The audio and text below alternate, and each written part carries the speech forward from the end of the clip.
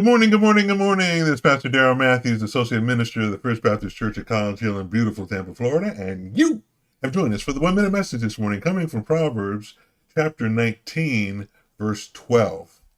A king's rage is like the roar of a lion, but his favor is like dew on the grass. You know, if we or you have been put into a position of authority, a position that has some power, maybe you're a manager over some employees, or maybe you lead an organization. If you're in some type of leadership role, we need to understand that one of the things that we have to learn to regulate is our temperament.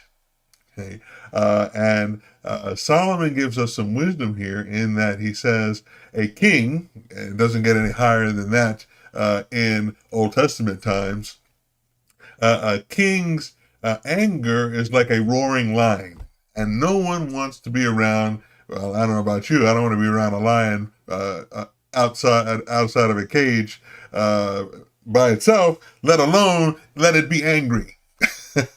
To be in that situation is a bad situation, because a lion will tear you to shreds.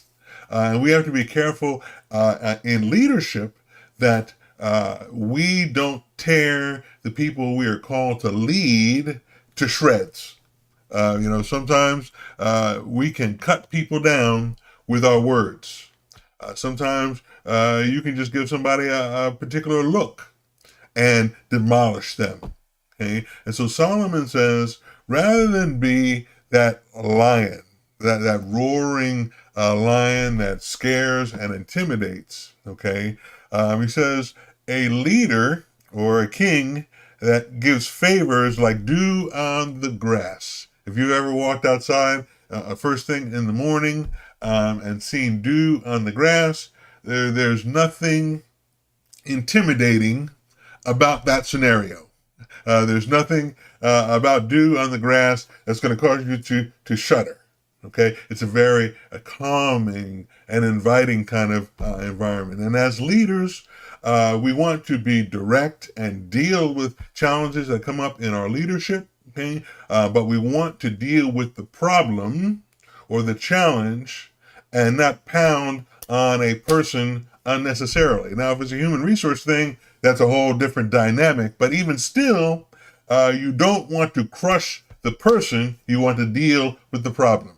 And so as leaders, rather than being that king that roars, and there's a lot of people that make a lot of noise, rather than being that type of leader, be the kind of leader that will take things in, measure them appropriately, and then, like a good king, judge wisely. Because when we do that, we not only resolve the problem, we also might help the individual that's bringing the problem to us, and then God will get the glory out of the situation all the way around. Amen? Amen. Well, I hope this has been a blessing to you. If it has, hit that like button, share it out with somebody that could use the encouragement, hit that subscribe button so you know when we go live, and then drop in the chat a response to this question. What's the difference between strong leadership and intimidating leadership? What's the difference between strong leadership and intimidating leadership? Drop that in the chat and then join us again for the next 1 minute message. Certainly hope the rest of your day is the blessed part of your day. May God bless you, God keep you, and God's grace be unto you.